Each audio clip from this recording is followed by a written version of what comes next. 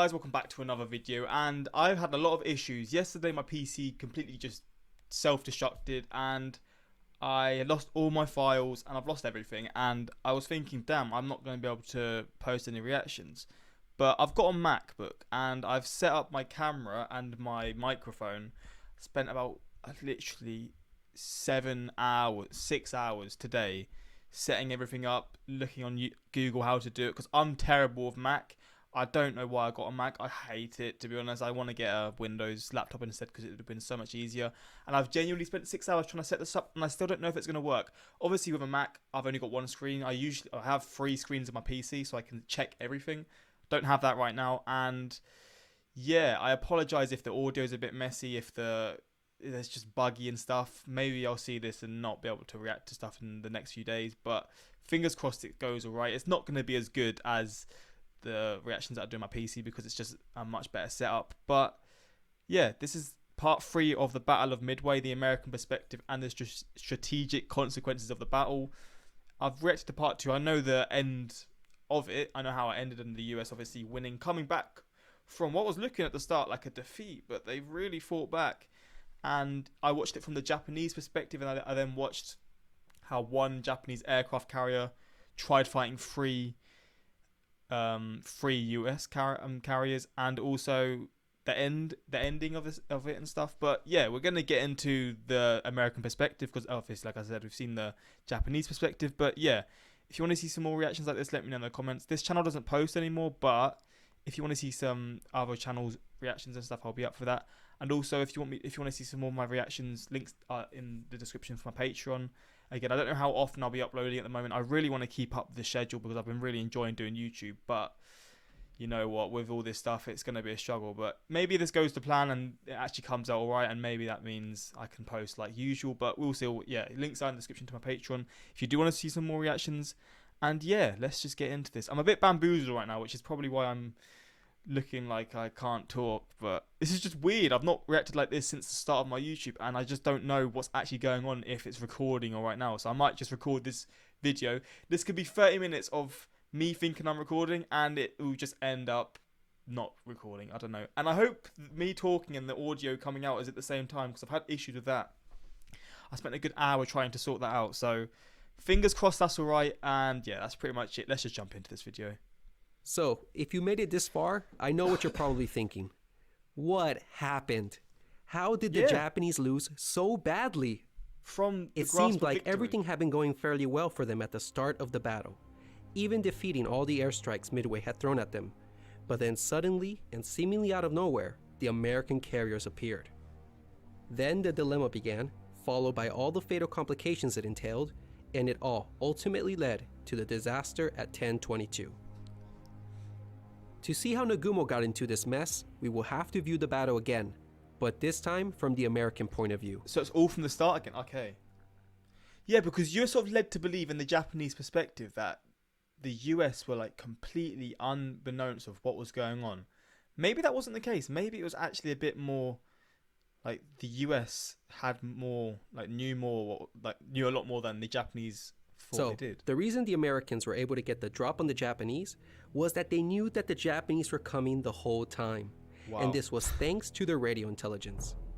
By May, the Americans had partially broken the Japanese naval code and had deciphered enough of the radio messages that they were able to get an accurate idea of when and where the Japanese would appear. So, Admiral Nimitz, commander from April, so months before, of the Pacific Fleet, decided to set up an ambush on the approaching Japanese fleet. The plan was straightforward. His carriers would lie in wait northeast of Midway and launch a surprise counterblow against the Japanese flat tops while they were preoccupied with hitting Midway. Although simple, the plan was daring. For it to work, he needed to be in the right place at the right time. Thus, everything hinged on the accuracy of his intelligence. Also, Nimitz was well aware of the strength the Japanese were coming with. He knew he would be outnumbered in carriers. Yet, he was confident that as long as he retained the element of surprise, he would be able to fight the battle on favorable terms. Damn. Task Force 16 with the Enterprise and Hornet left Pearl Harbor on May 28, followed by the damaged but hastily patched up Yorktown on the 30th.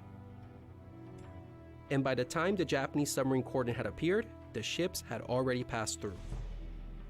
Thus, Nagumo's forewarning scheme had failed. They came too soon then. They came way too soon. Sorry, way too late. No, yeah, way too late, not way too soon. What am I saying? Long gone by this point. So they've got the idea that they have no idea that they're actually approaching, whilst the US months before planned all of this. What? Talk about insane planning for things. Oh, all three were there the whole time. And they were so unaware of what was happening. The two task forces rendezvoused on June 2nd. Collectively, the three carriers had 234 aircraft on board. Midway itself had 127 planes stationed on it. So given these numbers, we can see that it was actually the Americans who would outnumber the Japanese at the point of contact. Damn. On June 3rd, a PBY flying boat spotted the Japanese transport force about 700 miles west of Midway. The transport group was subsequently attacked, causing minor damage to it. This sighting on June 3rd confirmed to the Americans the authenticity of their intelligence and that it wouldn't be long before the Japanese carriers made an appearance. So, on June 4th, the game was on. The Americans were prepared for the oncoming Japanese force, whereas the Japanese were still oblivious to the fact that three enemy carriers were lying in wait to ambush them. And June 4th, here we go. Where it all started. June 4th. As we recall, Nagumo had only 7 planes to conduct his searches. In contrast, the Americans had more than 30 conducting theirs. In carrier warfare, reconnaissance is key, and it was the Americans who came out on top, getting the first sighting at 0530. However, the report gave cause for concern to Fletcher. It claimed there were 2 carriers present 175 miles southwest of Task Force 16. In retrospect, the report was incorrect in 2 aspects. The first was the location. It was about 30 miles off. The Japanese were actually over 200 miles away. This was well beyond the range of their short-legged fighters and torpedo bombers. So but that was most all right. crucially, But the actual sighting was given. They were given the wrong. Oh damn! So the fact that they still managed to deceive them is pretty incredible when they got the coordinates wrong and stuff. it erroneously reported that only 2 carriers were present, and this worried Fletcher. And the different amount of how many carriers there actually are. That was double what they said. Intelligence had previously told him that the Japanese were coming with 4, maybe 5 carriers, and that it was possible they would be operating them in 2 separate task forces. So, the question followed, if these 2 carriers were here, where were the others? Based on this information, Fletcher had to make a decision. Not ideal under the circumstances since the report wasn't entirely accurate, but so goes the fog of war. In a way, he was caught in his own type of dilemma, albeit not as difficult and perplexing as Nagumo's. But his subsequent actions do exemplify the flexibility the Americans had during a situation like this. So, what does Fletcher do? After a quick deliberation, Fletcher ordered Task Force 16 to close the distance and strike the reported contact. In the meantime, With the idea of possibly there only being 2. Damn. So that maybe that's why they started attacking them so poorly. You were thinking that when I was reacting to the Japanese perspective, I was like, they're not really doing what they wanted to do right at the start. They were failing with all their attempts to attack the aircraft carriers. Maybe it's because they had the whole situation wrong. he would hold back Yorktown's strike group as a reserve, in case the other Japanese carriers appeared. So they did know that they were going to possibly come, just they didn't know they were directly with these other ones. If no too. additional information was forthcoming, he would follow up Task Force 16's strike on the reported contact with Yorktown's as well. Fletcher's orders were both flexible and prudent. It allowed him to maintain the initiative by striking first, while holding back a reserve as a contingency. Well done, Fletcher. He had made the right call. As ordered, Admiral Spruance in Task Force 16 did the best he could to close the distance. He and his staff scheduled the launch to begin at 0700. There was a clever reason behind this. By launching at this time, it was hoped that their airstrike would arrive over the Japanese flat tops as they were reservicing the planes that had just attacked Midway. Oh damn. 1,000 IQ play. Meanwhile, as all these events transpired, the Americans got what would be the first of their 2 lucky breaks during the battle. And in my opinion, This is probably the most crucial one. Despite the criticism towards Nagumo's scanty air search, the irony is that it should have been sufficient this day, because by all rights, Task Force 17 should have been spotted early that morning. Really? Sometime around 0630, Chikuma, number 1 float plane, flew right over Task Force 17, but because of cloud cover, failed to spot the American ship. See, that's crazy because I remember with the Japanese perspective, or was it the second part? There was one US pilot who was doing a search thing and he ended up going further and then ended up spotting one of the Japanese aircraft carriers, as opposed to this where they went over it and they somehow missed it. Like, damn, talk about like little things could have changed the whole possibilities of what happened during this fight or this battle, but damn, he just completely missed it. Wow, what a lucky break for the Americans and an unlucky break for the Japanese. How do you miss it though? If the pilot had been a bit more thorough in his search, and if Nagumo had gotten a sighting at this hour, it would have avoided his dilemma altogether, and he most likely would have had time to launch his counterstrike. Yeah, because the whole video was based around the dilemma, wasn't it? Like, what would you do? And I ended up picking the wrong one. Although, as a side note, it appears that Nimitz had known this area would contain bad weather. If that's the case, then credit should equally be given to Nimitz for brilliantly choosing the spot that concealed his carriers. Nevertheless, the letdown of Chikuma number 1 search plane can be seen as one of the critical failures for the Japanese. So thanks to this favorable event, the Americans were on the path of delivering an unanswered first strike against their enemy. So far, so good. The Americans have performed well up to this point. They still maintain the initiative and fortunately remain undetected. But what follows next is the most controversial aspect of the battle. It was the poor handling and coordination of Task Force 16's airstrike. In summary, it was terrible. Spruance and his staff had plotted an interception point for the Enterprise to follow. However, the most bewildering action was the course selected for the Hornet. It was scheduled to head west, entirely off course from the reported sighting. To understand why the Hornet flew in the wrong direction, we have to remember the fact that only 2 carriers have been definitely located up to this point. So it's possible the Hornet was trying to search north of the reported contact in the hopes of finding the remaining carriers. But as will be seen, the decision to head west would turn out to be disastrous for Hornet's air. Damn, so they literally wasted them going that way. Obviously they didn't know, but they wasted them going that way, which obviously led to the failures of the first few attacks, and they could have used those planes for other situations as well. Could those planes have then been the reason that one of the US aircraft carriers ended up getting destroyed? At 0700, Task Force 16 began to launch, and this is where the lack of organization begins to show. Whereas it took the Japanese 7 minutes to launch 108 aircraft, it took the Americans almost an hour to launch 116. 8 minutes for 108? I guess it's because there's more.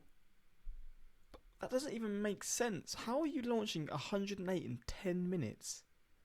And one of the US's was aborted as well. As a result of the lengthy process, many of the attack squadrons proceeded individually and piecemeal to their target. The Hornet was the first to take off at 0746. It headed west on what would come to be known as the Flight to Nowhere. On its westward path, an argument ensued. Lieutenant Commander Waldron, leader of VT-8, knew they were going the wrong way. He openly challenged the air group commander over the route they were going. However, his argument fell on deaf ears. Frustrated, he defiantly broke off from the group and went his own way towards the enemy. Wow. Wait, how the hell did he clock this? And do you know what's crazy? He knew they were going the wrong way. Like, in my mind, this is going to sound awful, but in my mind, yeah, if I've got the possibility of going the wrong way to avoid getting into this sort of situation where you've got to fight, I would be like, you know what, let's just keep going on the wrong way. This guy doesn't care, man. He is built different, and he is going, I mean, I guess most of these people were built to be like this, but he's literally like going towards it because either he's got the senses or he genuinely knows that it's just the wrong way. You've got to respect it, man, because obviously they split off as well. Like, there would have been more of them, but they ended up splitting up, which made them a lot weaker and a lot more vulnerable to being the one who gets shot down or whatever. His torpedo squadron loyally followed him. Waldron was of course correct in his course, and not long after, VT-8 would meet its end in a blaze of glory. Damn. The rest of the group, we're talking 34 dive bombers and 10 fighters, discovered nothing as they reached their maximum flight range. They were now low on fuel and had no choice but to head back home. Their formation broke apart as some decided to land on Midway and others back to their carrier. All the fighters ended up ditching on the way, and a third of the SBDs landed on Midway. They all ditched. I've been taught what ditched means, by the way. Either with, well, ditched is for the planes when you obviously crash into the ocean. But what's the word for when they decided to sink the ships? There's a word that was used for it. I can't remember, but I learned that through the comments, which is obviously good because I'm learning about certain words that involve this battle. To sum up, Task Force 16's most powerful strike element of 44 aircraft never engaged the enemy, and they lost 13 planes in the process. 13 planes lost without any battle. Dive bombers set out at 0752. Leading the air group was Lieutenant Commander Clarence Wade McCluskey Jr. Due to some confusion during takeoff, McCluskey ended up having no fighter escort. The torpedo bombers were late in taking off and were trailing behind, but as a result, they spotted the Japanese carriers on the horizon and turned towards the enemy. VT-6 would attack unsuccessfully and suffer heavy losses for their effort. Meanwhile, the dive bombers had carried on. They reached the interception point where the Japanese were expected to be, but found nothing. At this critical juncture, McCluskey made one of the most important decisions of the battle. A logical assumption would have been that the Japanese carriers had passed the interception point and were now between Midway and himself. But as McCluskey intuitively suspected, Midway's attacks had got delivery.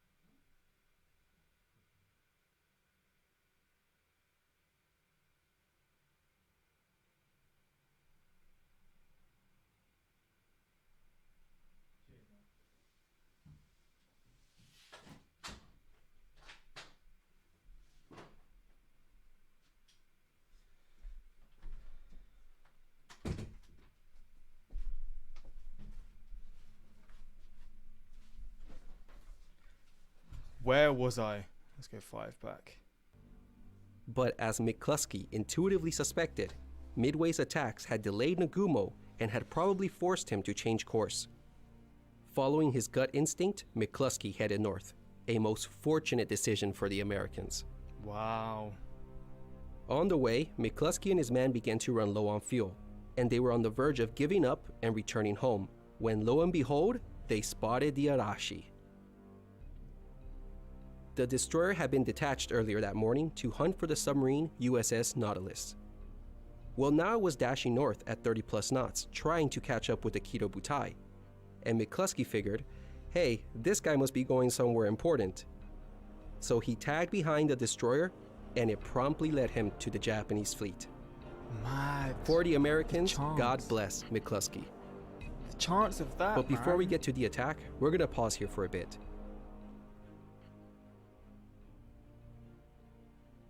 The lack of coordination was something that would frequently plague the Americans in 1942.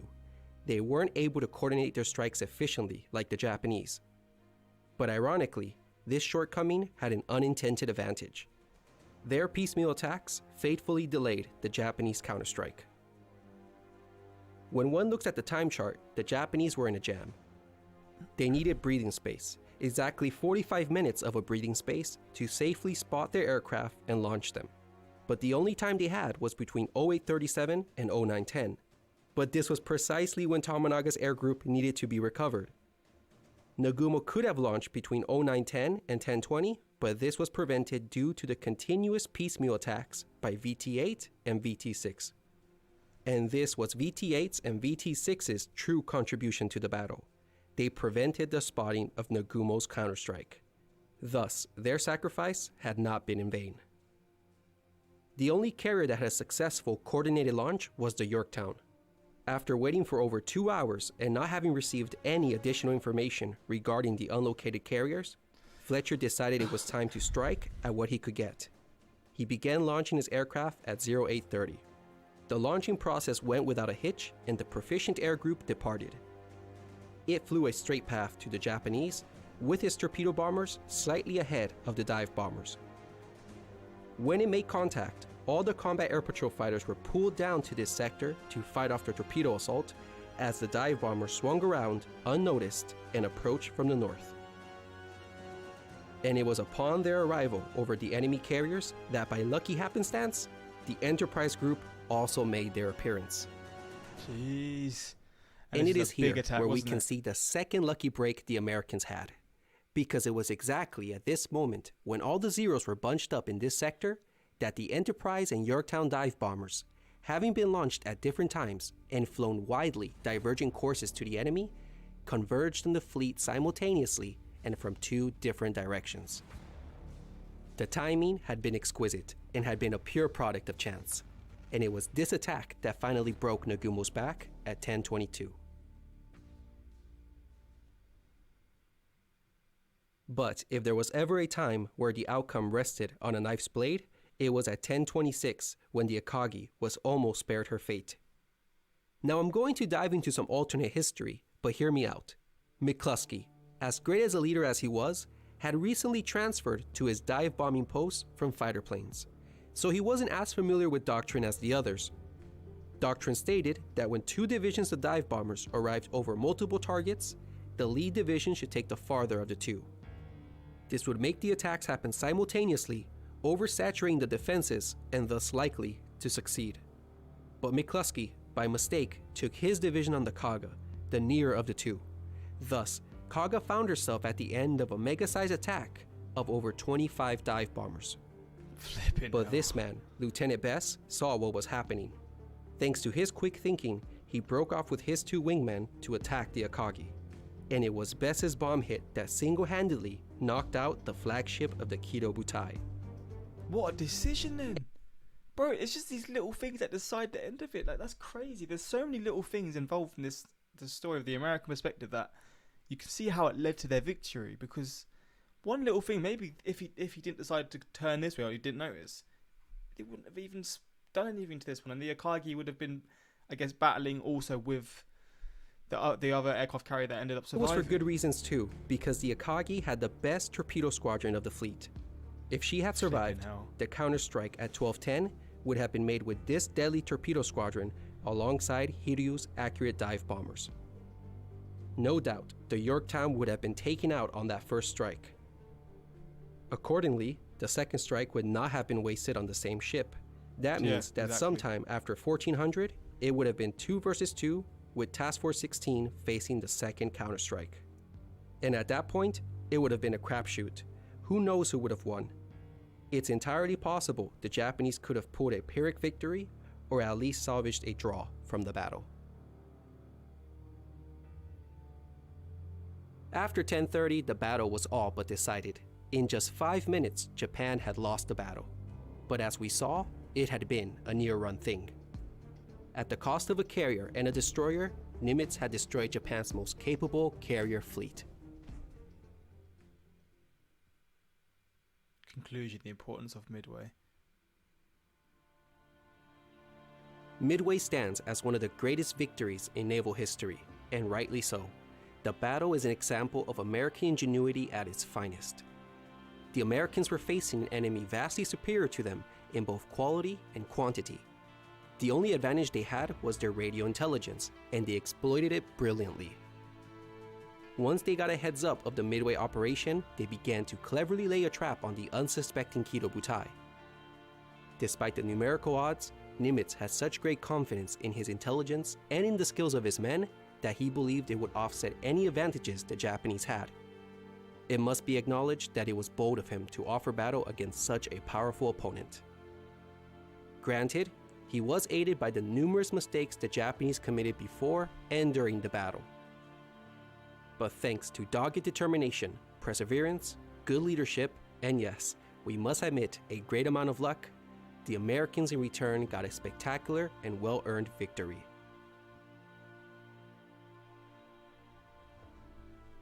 What was the importance of Midway? Well, although it was a decisive victory, it was not a decisive factor in determining the outcome of the war. Because to be frank, Japan was never going to win against America's industrial strength and military might. Their hopes for a negotiated peace with the US was near impossible. After their sneak attack at Pearl, the enraged and determined United States would have never accepted anything less than an unconditional surrender from them. This is why I share the belief, like many others, that Japan lost the war the moment those first bombs fell at Pearl Harbor. Hence, even if Japan had won at Midway, all it would have done would have been to buy it some time before the US replaced its losses and ultimately struck back. Given the disparity in strength, Japan's defeat was inevitable. So, the reason Midway is important is because it changed the course of the war. The first 6 months of the Pacific War were the dark days of World War II. The Japanese were running wildly and victoriously all across the Pacific with nothing to stop them. The Japanese firmly held the initiative, and this was largely thanks to the Kido Butai. It could project tremendous offensive power wherever it pleased. Meanwhile, all the United States could do, apart from a few raids, was to avoid direct confrontation and be on the defensive. The reason for this defensive posture was simple. The Pacific Fleet was numerically inferior to the Japanese, particularly in carriers. This would all change after Midway. Yeah, so is this whole the Battle of Midway partially the reason why the US went crazy with aircraft carriers? Because obviously you see now it's completely different.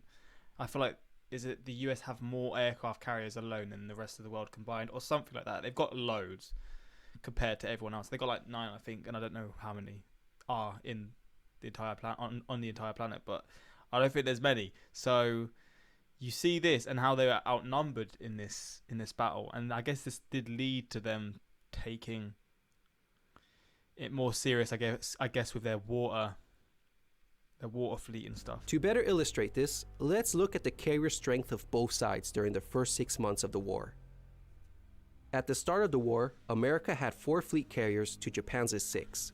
In January, the Saratoga was torpedoed by a submarine and would be out of operation for a few months. In March, the Pacific Fleet received a slight boost when it was joined by the Hornet. Finally, in May, we have the first confrontation between the carriers at the Battle of Coral Sea. During that battle, the USS Lexington was lost in return for the Japanese light carrier Shoho. But more significantly was the fact that both the Shokaku and Zuikaku had to return to Japan for repairs and replenishment after the battle. As a result, both ships would fatefully miss out on Midway. So, on the eve of Imagine they had 6 ships. Carrier strength was now down to 4 against 3. The Japanese still have a slight edge in numbers, but not for long, because then we have the climactic Battle of Midway, and ouch. The dramatic shift in balance can clearly be seen. Now the Pacific Fleet possessed 3 carriers, soon to be joined by a 4th coming in from the Atlantic. Japan, on the other hand, had only 2 fleet carriers and a couple of second-rate light carriers. Japan's mighty carrier force was no more. Now that it had been shattered, so too had its offensive capabilities.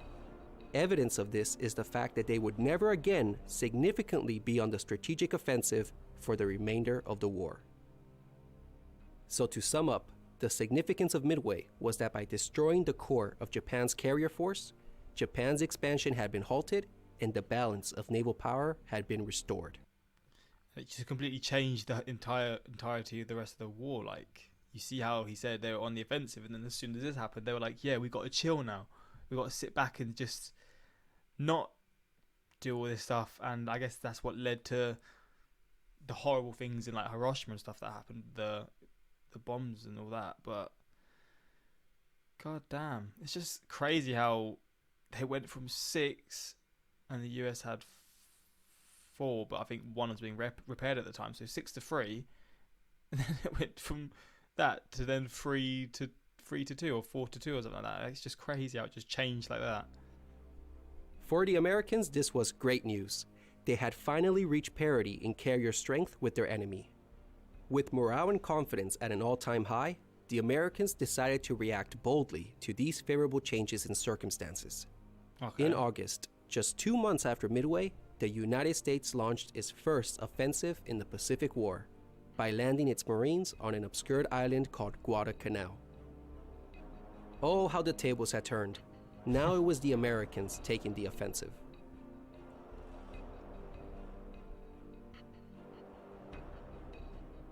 Oh, it just ended like that. Is that leading to another part? Which obviously isn't, because this is like his last video. But there we go. That's how it all changed. I see the Battle of the Coral Sea, which did happen before the Battle of Midway, but I've not reacted to that. So maybe if you want me to react to that, I'll be down as well. This channel is very good, man. It's really interesting, and I feel like I do learn a lot. But yeah, until next time, like, subscribe, and peace.